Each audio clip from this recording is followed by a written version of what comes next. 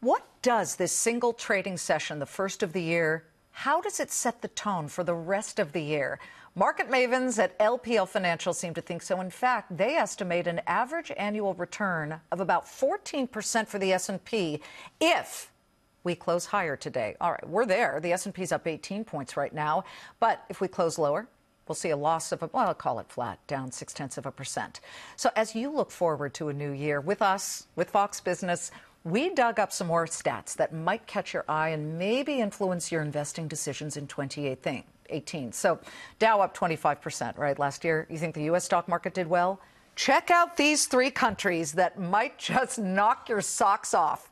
The stock market in Argentina, of all places, surged 77% last year, hitting a record high in the final weeks of the year. And then Turkey, shaking off an attempted coup and a series of terror attacks, sent the country's benchmark index rallying by 48%.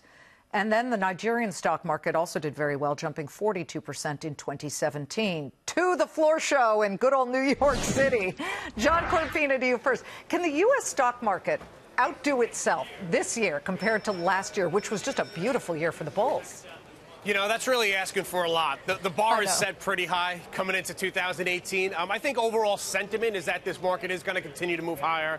Economic data has gotten better over time. Corporate earnings have gotten better over time. Investor confidence in our market and our economy is definitely on the rise. So I do think that we're going to continue to move higher unless we get a real negative headline that might knock us back a little bit. But as we've seen in 2017, anytime a strong negative headline came out, market took 2 steps back and then took right off to the upside again. So we'll probably see that as we continue into 2018. I would say it took 1.5 steps back every time it came down. It was barely a second before it started lurching forward again, Alan, and there went the buying opportunities.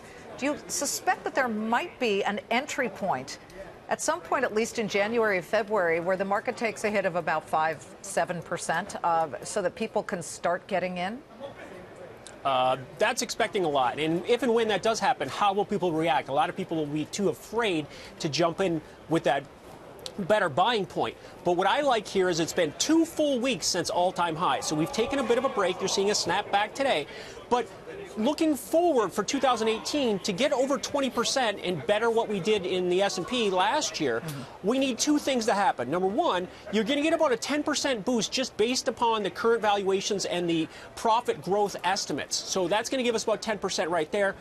The other 10%, I'm looking for these energies, metals, and miner stocks that have underperformed over the last year to start to play ball. And that's all about the U.S. dollar. The dollar now is down at the lowest level since September. Look at the big burst in the energy stocks that have been left behind. So I think that can be the catalyst for the other part of the market that has not participated in this rally. Well, I've got to ask about tech, John Corpina. Tech was the leader last year. We have a new year, old leader. Tech is doing very well today.